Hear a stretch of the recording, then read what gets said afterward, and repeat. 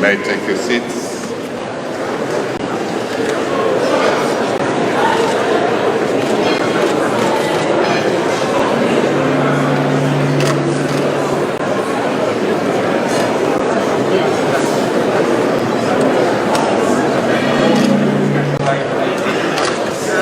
Set your cameras in the squad to allow people to see him.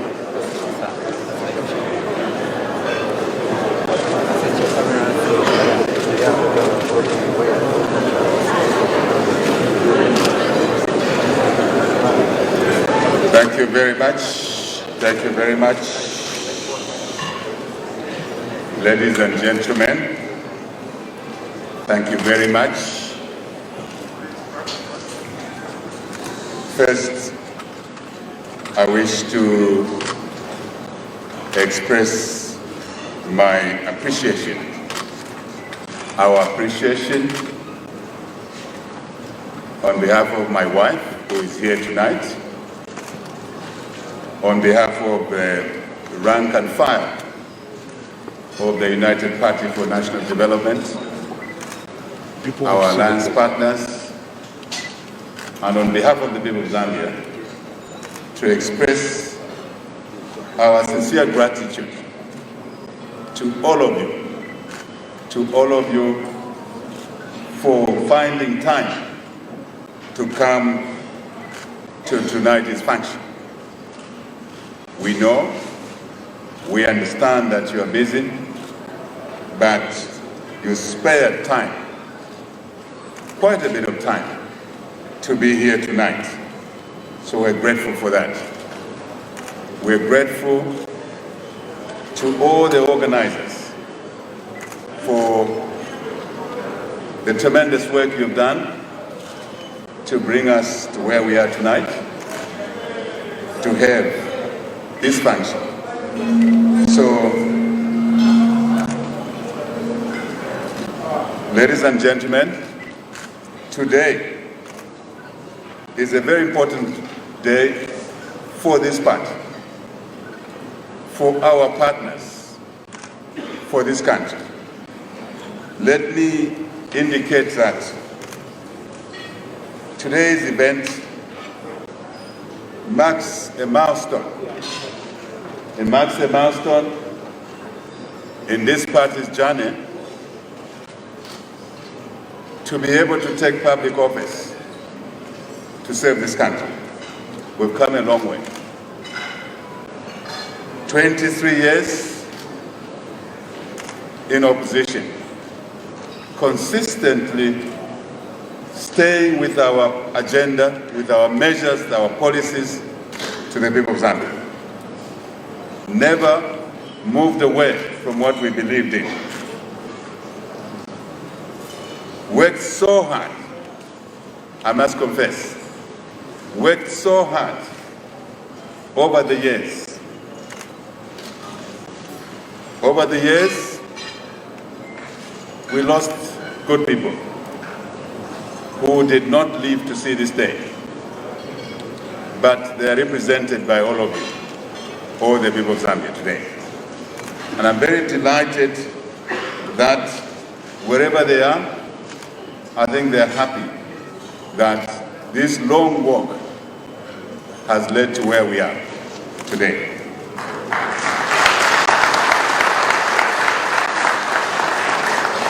I know one among many who would have been very delighted to be present today, but he couldn't make it. Our first president, founding president, President Mazoka, I know he's proud of us. I know he's proud of us because he said to me one day, HH, I want this party to outlive me. And I think he would be very proud if someone would communicate to him that today we're having this function and his party, our party, your party, is serving the people of Zambia. I know. I understand. Thank you. I understand what he wanted. We all understood what he wanted. But The hard work that we put in would have meant nothing, if the people of Zambia did not make a decision to deliver a resounding victory in this year's elections. So we owe this.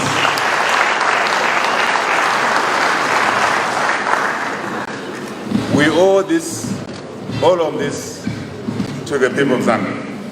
And I stand here completely humbled in the manner that the people of Zambia delivered us into public office.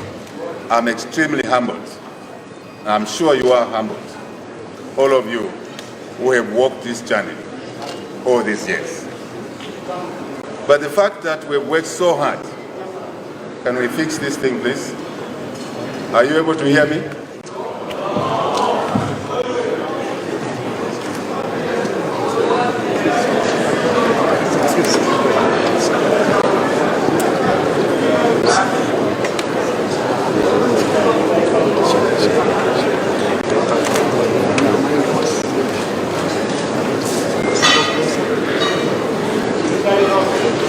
Can we proceed? It was working well, not long ago.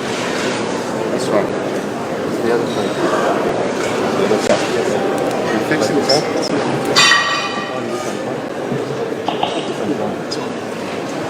Right. Yeah. Maybe bring it here. So let me bring it here. Huh? Okay, bring it here. Move it here. Move it here so that you can. Right. Move it here. Technology.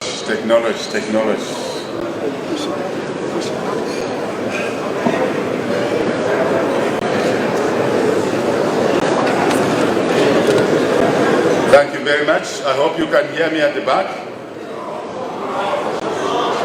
What's the password?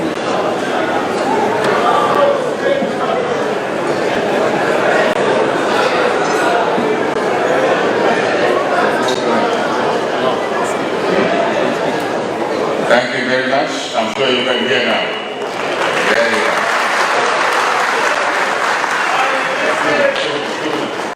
Come, move it to the table. Push it in.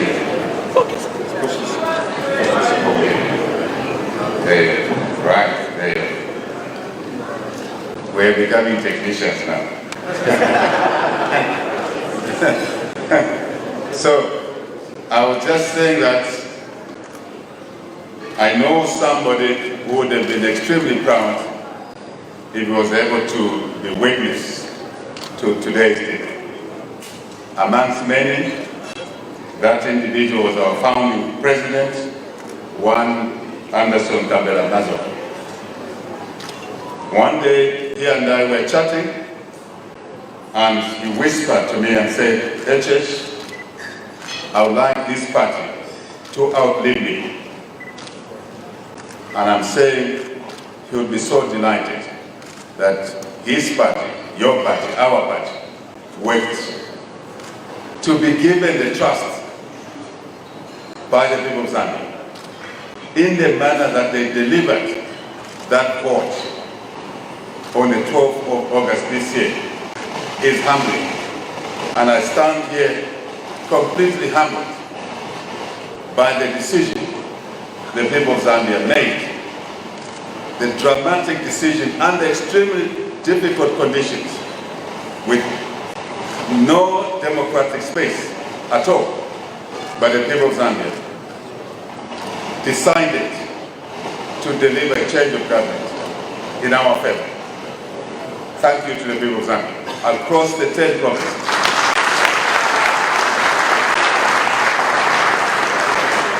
Across the 10 provinces of Zambia, without exception, the people decided to move in one direction. And that was an indication that the people of Zambia wanted to see unity in their great country, and will carry that duty, that responsibility, to honor their mandate by reuniting this country, which got divided, sadly divided in the last 10 years. But it's our duty to bring the country together. we didn't do that, we will be failing in our duties. But that we have worked so hard to be where we are today, we want to work even harder, much harder to deliver for the people of Zambia. And we don't have a choice in that matter. The reason the people voted for change was for them to improve their welfare, nothing else. For them to have an opportunity for a better life. For them to raise their children in an environment that was devoid of violence. In public places, violence in their communities, in the bus stops, in the taxi ranks. And I want to assure the people of Zambia, through you who are here and the media, that we are determined. We will leave no stone unturned to work for them, to serve them, to create opportunities for them.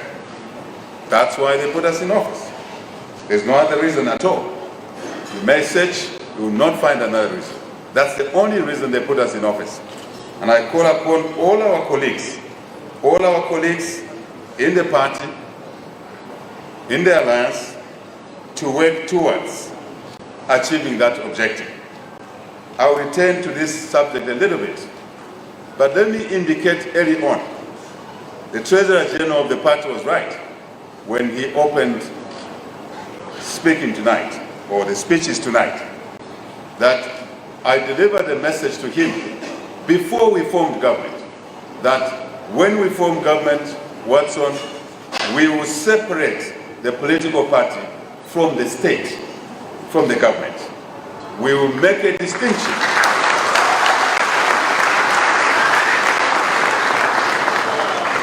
We do not want any political party activities to ride on the activities, on the government, on the public coffers of the people of Zambia. We had seen too much of that, and it nearly destroyed our country. In all spheres. In all spheres. And that decision we took, we want to walk that path. We will walk that path. And tonight's dinner is that indication, that step towards walking the talk, to make sure that the party supports itself as we did for 23 years, relentlessly, against all odds. We supported this movement, this organization, until it formed government. Why should we now fail to support it when we're in government? We will do that together with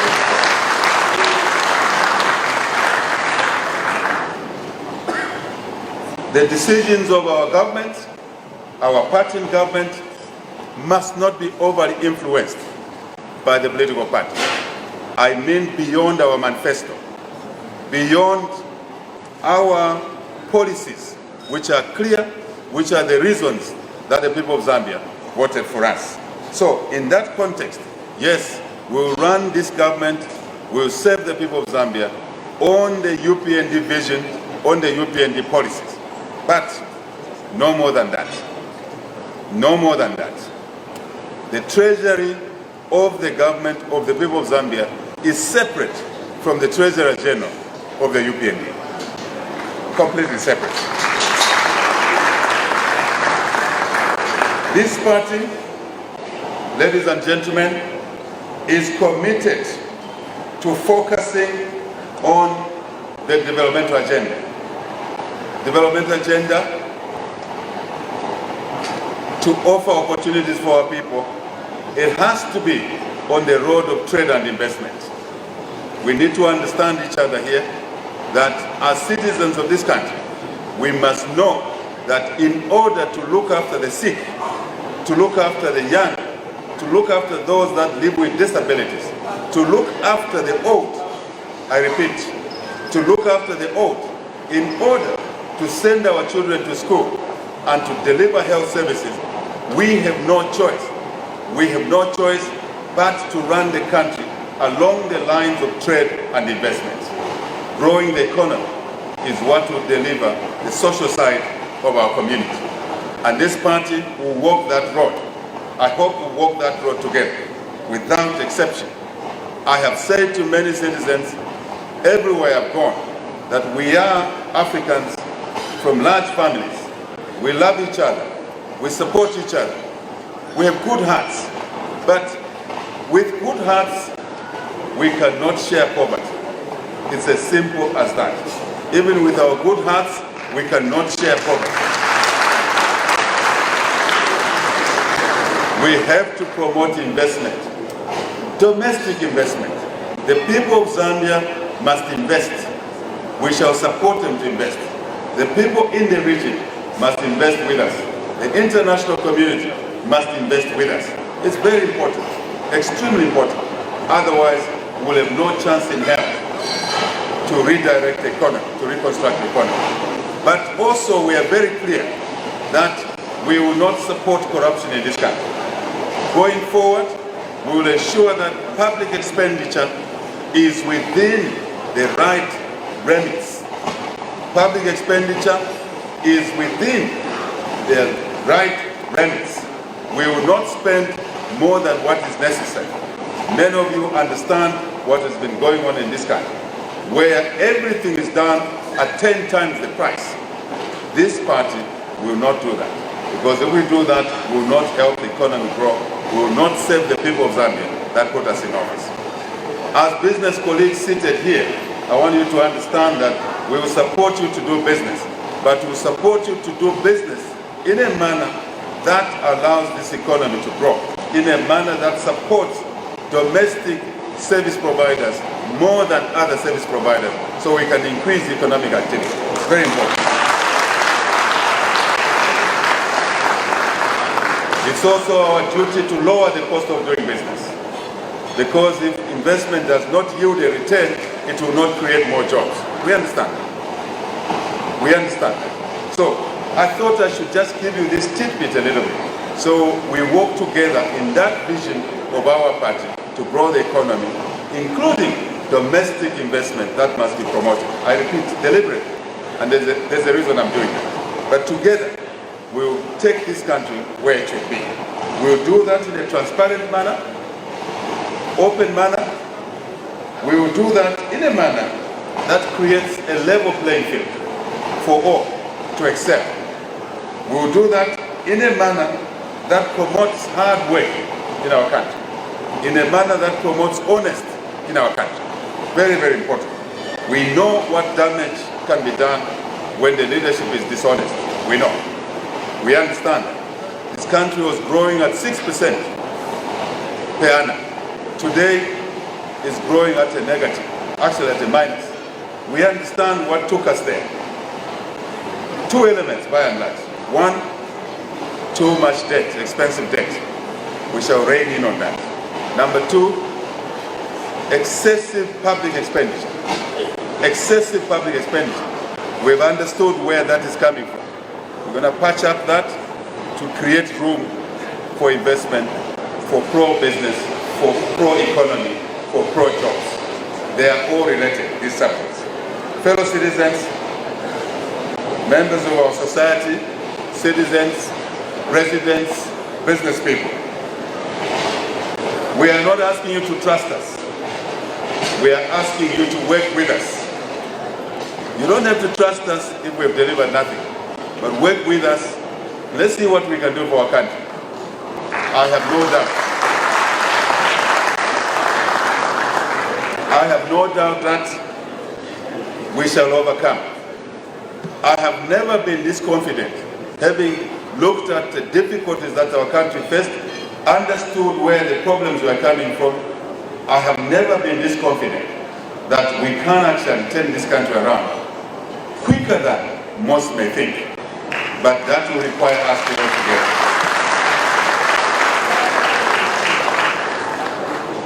The theme of tonight's dinner is reuniting our country, rebuilding our country. Nothing would be more befitting than the theme tonight. And I believe all of you here will work together with us in achieving that vision. I have no doubt that the party will grow. I have no doubt that the party, as it grows, it will get more disciplined. I hear a lot of noises. I understand the noises, but we have to turn around the economy first. Then we can offer opportunity. Otherwise, we are going to redistribute nothing. Absolutely nothing.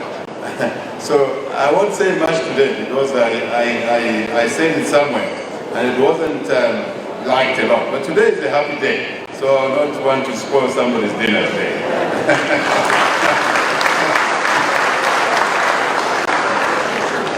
All I can say to you, I'm sure you have had time to look at the budget. The budget is sending signals of our intentions. The budget is sending signals of our intentions.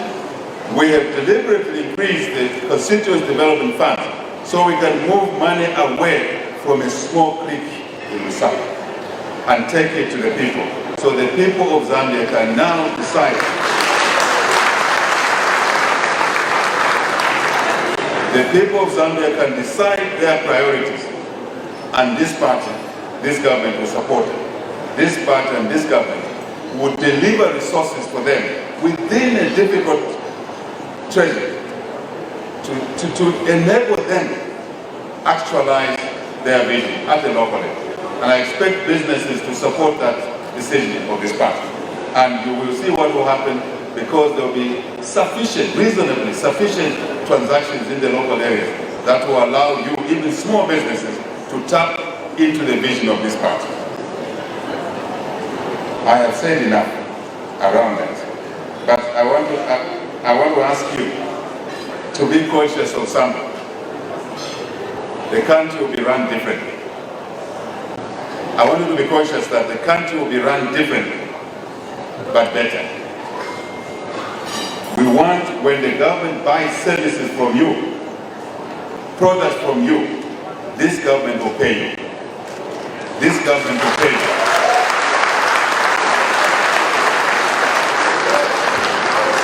When this government pays you, this government knows you are going to create an extra job for our youth. You are going to create an extra 1-2 jobs for our young people who put us in office. You are going to give business to a small entrepreneur. You are going to pay that entrepreneur as well because we're paying you. That's how it works.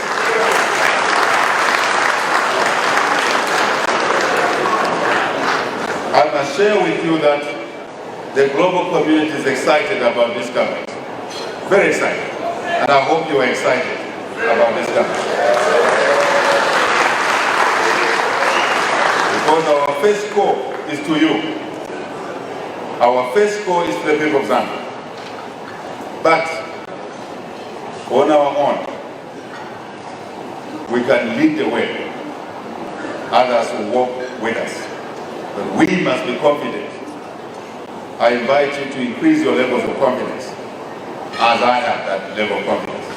You should understand that no one will change this country for us. The international community will support us, but we must change this country, and others will support us.